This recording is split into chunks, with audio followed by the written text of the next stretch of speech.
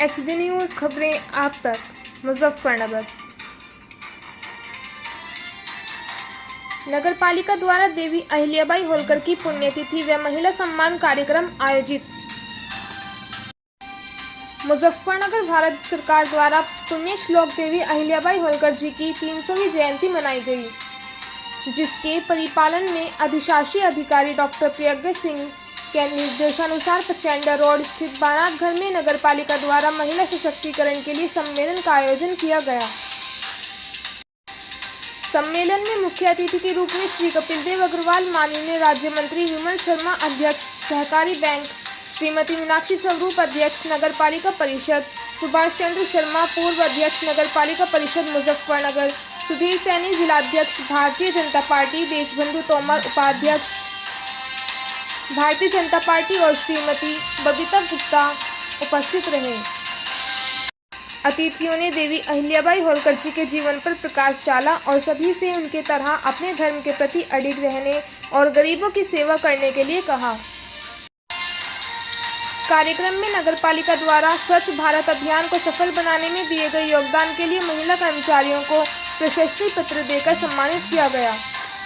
वहीं आंगनवाड़ी कार्यकर्ताओं को उनके द्वारा सरकार की योजनाओं को सफल बनाने के लिए प्रतीक चिन्ह देकर सम्मानित किया और कार्यक्रम में आई सभी महिलाओं को पटका पहनाकर सम्मानित किया गया।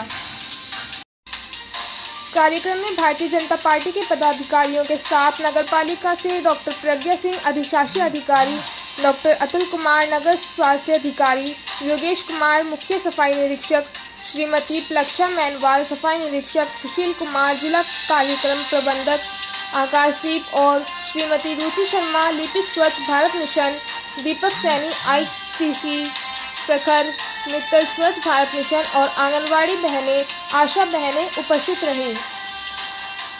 देखें कैमरामैन आशीष के साथ संवाददाता संजय धीमान की एक खास रिपोर्ट।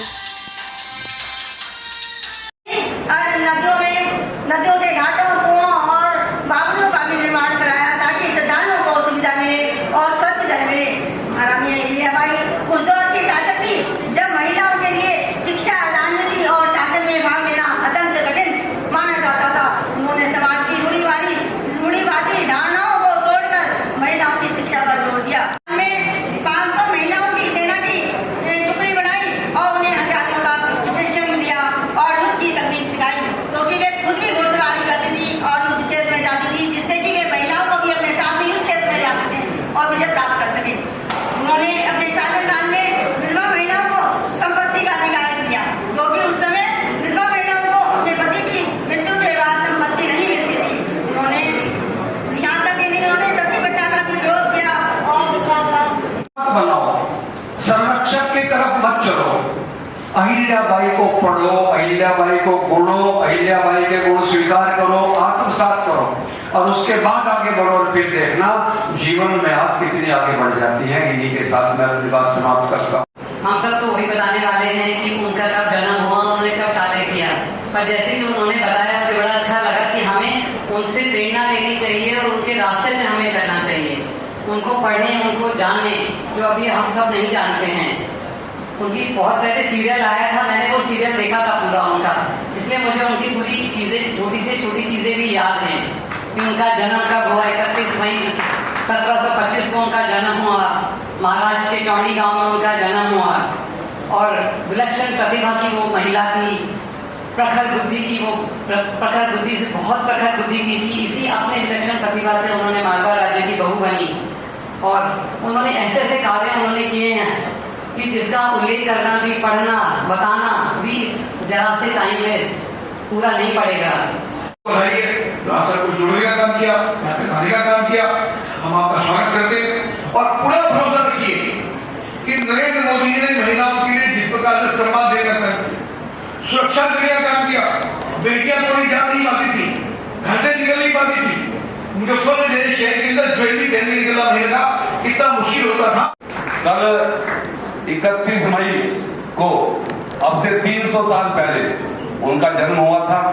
और निश्चित रूप से उन्होंने अपने जीवन में जिस प्रकार से काम करने का काम किया है, विस्तार से हमारे बीच में हमारे वक्ता हैं, माननीय मंत्री जी हैं, हमारे दोनों वक्ता हैं, विस्तार से आप लोगों के बीच में विषय रखेंगे। तो जो उनके आदर्श रहे, उन आदर्शों को जिस प्रकार से आज हमारी केंद्र की माननीय मोदी जी के नेतृत्व में सरकार और उत्तर प्रदेश के अंदर माननीय योगी जी के नेतृत्व में सरकार उन सिद्धांतों को आत्मसात करने का काम कर रही है,